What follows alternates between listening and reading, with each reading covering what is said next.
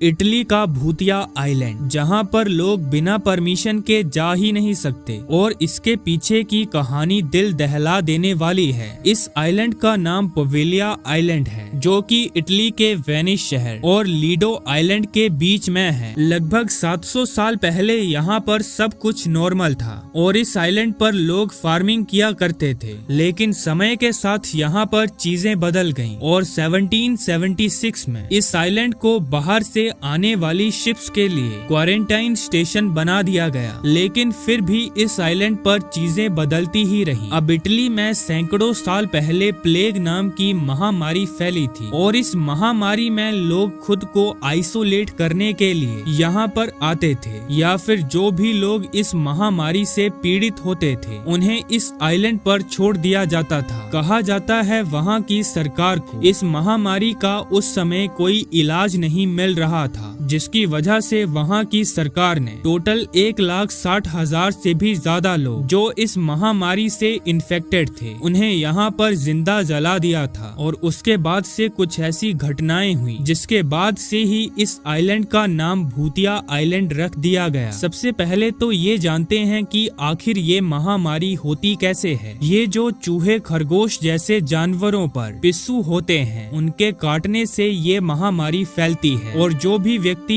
इस महामारी से इन्फेक्टेड होता है उसकी सांसों से दूसरे व्यक्ति तक ये महामारी पहुंच सकती है, या फिर जो व्यक्ति इस महामारी से इन्फेक्टेड है वो आपके पास बैठकर छींकता भी है तब भी ये महामारी आपके साथ आपके घर तक आ सकती है। इस बीमारी के लक्षण तेज बुखार, ठंड लगना, थकान, सिर दर्द और कमजोरी है। ये बीमारी इतनी खौफनाक थी कि इसने इटली की बहुत सारी पॉपुलेशन कम कर दी थी। कुछ लोग बताते हैं कि उन्होंने इस आइलैंड पर बहुत सारे लोग देखे हैं और कहते हैं ये उन्हीं सब लोगों की आत्माएं हैं जिन्हें यहाँ पर जिंदा जलाया गया था। कुछ लोगों का मानना है कि यहाँ पर आज तक जो भी गया है उनमें से ज्यादातर लोग वापस नहीं आए हैं। इस महामारी के बाद इस आइलैंड पर जाने के लिए लोगों को मना किया गया था। इसके बाद 1920 में यहाँ पर एक पागल खाना खोल दिया गया, जहाँ पर कहा जाता है कि एक ऐसा डॉक्टर था जो कि मरीजों पर हथौड़े और छेनी से बहुत ही दर्दनाक एक्सपेरिमेंट किया करता था और थोड़े साल बाद वो डॉक्टर खुद पागल हो गया और उसने वहाँ के घंटा घर से छलांग लगाकर खुदकुशी कर ली थी। फिर ये हॉस्पिटल 1968 में तो बंद कर दिया गया था और अब तक ये वीरान ही पड़ा है। लेकिन कहा जाता है उस डॉक्टर का भूत आज भी उस आइलैंड पर घूमता है। वहाँ रहने वाले लोग तो ये तक मानते हैं कि इस आइलैंड की आधी मिट्टी उन जिंदा जलाए गए लोगों की राख है और अब वहाँ की सरकार इस आइलैंड का कुछ हिस्सा पब्लिक के लिए खोलने जा रही है और इस आइलैंड के थोड़े हिस्से पर एक पार्क बनाया जाएगा।